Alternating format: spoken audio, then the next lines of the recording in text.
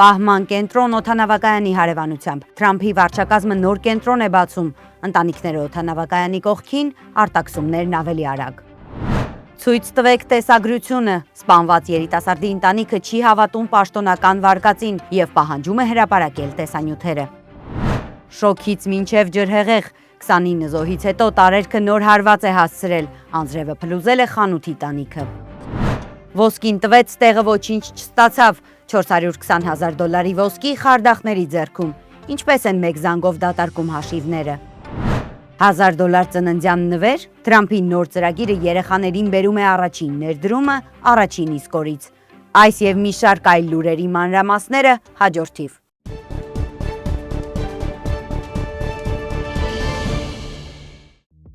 Vivaldi Catering բազմազան փաթեթներից առաջատար ընտրությունը։ Փաթեթ ընտանեկան 5-ից 6 անձի համար ընդամենը $150 plus tax։ Ընտանեկան եւ մեծ հավաքույթների համար հատուկ փաթեթ 10-ից 12 անձի համար ընդամենը $300 plus tax։ Vivaldi Lunch փաթեթ 10-ից 12 անձի համար ընդամենը $150 plus tax։ Ընտրեք ձեր ճաշակին համապատասխան կոմբոն։ Vivaldi Catering համի, որակի եւ առատության առաջատարը։ Արմեդիա YouTube-յան ալիքում ԱՄՆ գլխավոր լուրերն են, ես եմ Աշաբոյանն եմ, բարև ձեզ։ Թրամփի վարչակազմը նախատեսում է Լուիզիանա նահանգի Ալեքսանդրիա քաղաքում բացել 528 տեղանոց ժամանակավոր պահման կենտրոն, որը նախատեսված կլինի միգրանտ ընտանիքների եւ առանց ուղեկցության անչափահասների համար։ Կենտրոնը կկառուցվի միջազգային օդանավակայանի հարևանությամբ արտաքսումների գործընթացն արագացնելու նպատակով։ Ներգաղթի եւ մաքսային ծառայությունը այս կենտրոնը ներկայացնում է որպես ժամանակավոր հավաքման վայր, այլ ոչ թե կալանավայր։ Գործակալության տվյալներով միգրանտներն այնտեղ պետք է մնան առավելագույնը մինչև 72 ժամ մինչև արտաքսման թռիչքը։ Նախագիծը նախատեսված է լուծելու այն խնդիրները, որոնք առաջանում են, երբ ընտանիքներին եւ երեխաներին անհրաժեշտ է երկրի տարբեր ապաստարաններից տեղափոխվել օդանավակայան արտաքսումից առաջ։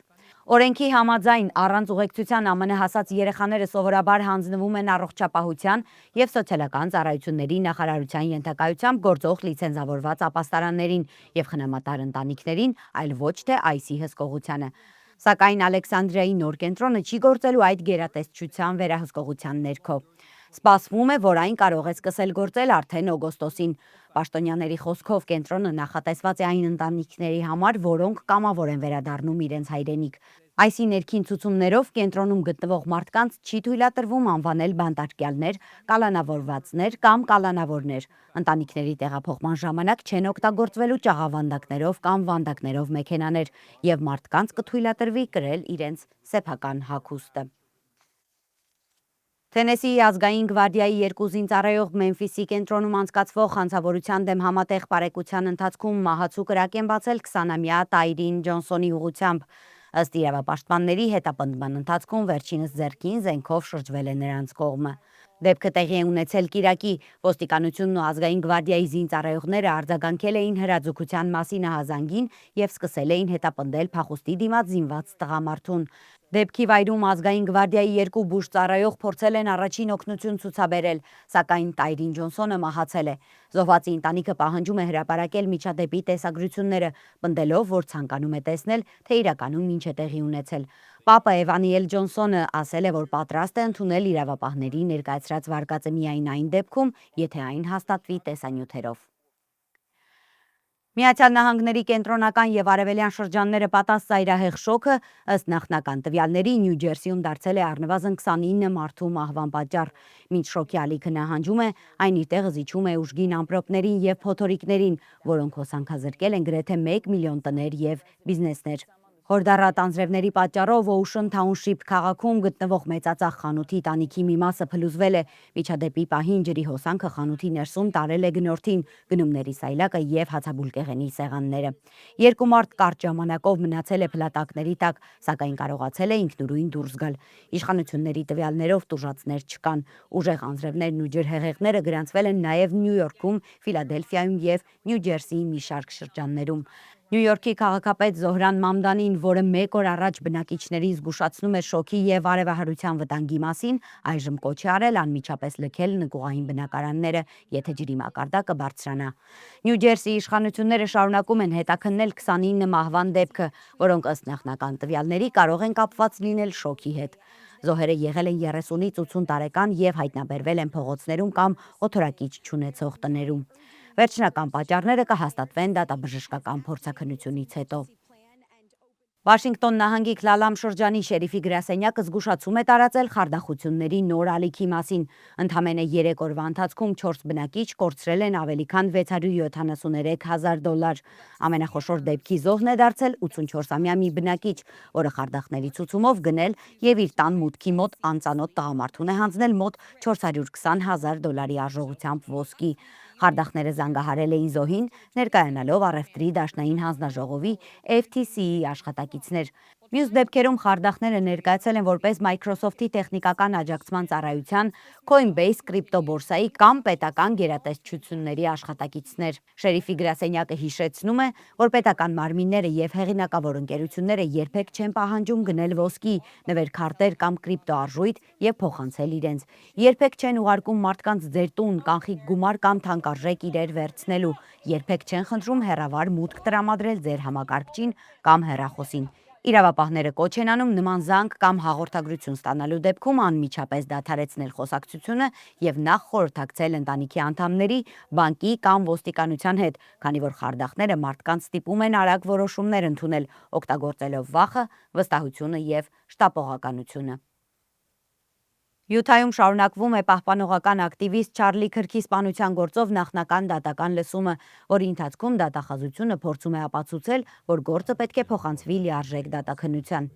Դատարանում ցուցմունք է տվել Յութայի հովտի համալսարանի նախկին ոստիկան Քրիստոֆեր Բեգլին, որը հայտնել է, որ կրակոցներից անմիջապես հետո մոտակա շենքի տանիքին հայտնաբերվել է այնպիսի հետքեր, որոնք ըստ նրա հիշեցնում էին դիպուկահարի դիրք։ Նիստին առաջին անգամ մասնակցել են Չարլի Քրքի ծնողները, այրին Էրիկա Քրքը, ինչպես նաև նախագահ Դոնալդ Թրամփի որդին Դոնալդ Թրամփ կրտսերը։ 23-ամյա Թայլեր Ռոբինսոնը մեղադրվում է 2025 թվականին սեպտեմբերի 10-ին Յութայի հովտի համալսարանում Չարլի Քրքի սպանության համար։ Դեպքից մեկ օր անց նա ինքնակամ ներկայացել էր ոստիկանություն։ Ռոբինսոնը դեռ չի ընդունել կամ հերքել մեղադրանքը։ Նրա պաշտպանները փորձում են բացառել մահապատժի կիրառման հնարավորությունը, սակայն դատարանն առայժմ մերժել է այդ պահանջը։ Դատախազությունը նախատեսում է ներկայացնել տեսագրություններ, ԴՆԹ ապացույցներ, դատաբժշկական եզրակացություն, վկաների ցուցմունքներ եւ այլ նյութեր, որոնք ըստ նրանց կապում են Ռոբինսոնին սպանության հետ։ Նրանք նաև պնդում են, որ հրաձգությունը վտանգի տակ է դրել միջոցառման հազարավոր մասնակիցների կյանքը, ինչը Յութայի օրենքով կարող է հիմք հանդիսանալ մահապատժի պահանջի համար։ Այս նախնական լսումների ավարտից հետո դատավորը կորոշի բավարար ապացույցներ կան գործը լիարժեք դատաքննության ուղարկելու համար։ Նախագահ Դոնալդ Թրամփը Սպիտակ տնից խորհրդանշական կերպով հնչեցրել է Նյու Յորքի ֆոնդային բորսայի առևտրի մեկնարկի զանգը, պաշտոնապես ներկայացնելով Trump Accounts նոր ծրագիրը։ Ծրագրի շրջանակում Թրամփի երկրորդ նախագահության ընթացքում 2025-ից 2028 թվականներին ծնված ԱՄՆ քաղաքացիների անունով կառավարությունը կփոխանցի $1,000 որպես մեկնարկային ներդրում ֆոնդային շուկայում։ Վարչակազմի տվյալներով առաջին փուլում արդեն ավելի քան 500,000 ամերիկացի երեխա ստացել է այդ գումարը, իսկ առաջիկայում ծրագրին կմիանան եւս միլիոնավոր երեխաներ։ Բացի պետական ներդրումից, մի շարք ամերիկյան ընկերություններ եւ բարեգործական կազմակերպություններ հայտարարել են, որ պատրաստ են լրացուցիչ ներդրումներ կատարել կամ համաֆինանսավորել այդ հաշիվները։ Ծրագիրը հասանելի է նաեւ մինչեւ 18 տարեկան մյուս երեխաների համար, եթե նրանք ունեն ԱՄՆ սոցիալական ապահովության համար։ Սակայն այդ երեխաները պետական $1,000 ներդրումը չեն ստանա, եթե չեն ծնվել նշված ժամանակահատվածում։ Հաշիվներում կուտակվող գումարներն ավտոմատ կերպով կներդրվեն ցածր ծախսերով ինդեքսային ներդրումային ֆոնդերում երկարաժամկետ աճ ապահովելու նպատակով։ Հաշվի կառավարումը երեխաները կստանձնեն 18 տարեկանը լրանալուց հետո, հնարավորություն ունենալով կամ կանխիկացնել միջոցները, կամ շարունակել ներդրումները։ Գումարի դուրսբերման դեպքում շահույթի նկատմամբ կգործի հարկում։ Թրամփի խոսքով այս ծրագիրը հնարավորություն կտա նաև ոչ հարուստ ընտանիքներում ծնված երեխաներին կյանքի մեկնարկին ունենալ սեփական ֆինանսական ակտիվներ։ Նա նաև խորհուրդ է տվել հնարավորության դեպքում վաղաժամկետ չհանել գումարները, որպեսզի դրանք շարունակեն աճել։ Ծնողները, ընտանիքի անդամները, գործատուները եւ բարեգործական կազմակերպությունները կարող են տարեկան մինչեւ $5,000 լրացուցիչ ներդրում կատարել այդ հաշիվներում հարկային արտոնություններով։ Միջազգային մեկ թեմա։ Եվրոպական երկրների առաջնորդները ՆԱՏՕ-ի գագաթնաժողովում փորձում են ցույց տալ, որ պատրաստ են իրենց վրա վերցնել Եվրոպայի անվտանգության ավելի մեծ պատասխանատվություն եւ զգալիորեն ավելացնել պաշտպանական ծախսերը։ Սպասվում է, որ նրանք կհայտարարեն նաեւ նոր սպառազինության գործարքների մասին, ընդգծելով, որ նախորդ տարվա խոստումները գործնական փուլ են մտնում։ Բացի այդ, եվրոպացի պաշտոնյաները փորձում են խուսափել նախագահ Դոնալդ Թրամփի հետ նոր լարվածությունից, հատկապես Իրանի պատերազմի շուրջ առաջացած տարաձայնություններից հետո։ Վերլուծաբանների խոսքով գագաթնաժողովի ամենամեծ անորոշությունը հենց Թրամփի դիրքորոշումն է, քանի որ մինչ վերջին պահը պարզ չէ, թե նա ինչ վերաբերմունք կցուցաբերի ՆԱՏՕ-ի դաշնակիցների նկատմամբ։ Նախագահ Թրամփը կրկին քննադատել է ՆԱՏՕ-ին, հայտարարելով, որ դաշինքը տարիներ շարունակ բավարար աջակցություն չի ցուցաբերել Միացյալ Նահանգներին եւ այն անվանել է թղթե վագր։ Նրա խոսքով ԱՄՆ-ն միշտ պատրաստ է պաշտպանել դաշնակիցներին, սակայն վստահ չէ, որ նույնը կարվի Միացյալ Նահանգների համար։ Գագաթնաժողովի ընթացքում եվրոպական երկրները նախատեսում են հայտարարել նաև Ուկրաինային տրամադրվող ռազմական օգնության նոր փաթեթի մասին, որի ընդհանուր արժեքը կկազմի շուրջ 70 միլիարդ եվրո։ Սպասվում է նաև Դոնալդ Թրամփի եւ Ուկրաինայի նախագահ Վոլոդիմիր Զելենսկիի հնարավոր հանդիպումը։ Իրանի հարցը նույնպես կարող է դառնալ գագաթնաժողովի առանցքային թեմաներից մեկը։ Եվրոպական երկրները չեն ցանկանում նոր հակամարտություն Թրամփի հետ եւ պատրաստակամություն են հայտնում հետպատերազմյան փուլում աջակցել Հորմուզի նեղուցում նավարկության անվտանգությանը, որպեսզի Իրանի շուրջ զարգացումները չստվերեն ՆԱՏՕ-ի գլխավոր օրակարգը։ Այսօրվա համար այսքանը ես եմ Աշաբոյանն եմ, շնորհակալ եմ մեզ հետևելու համար։ Ցտեսություն, կհանդիպենք։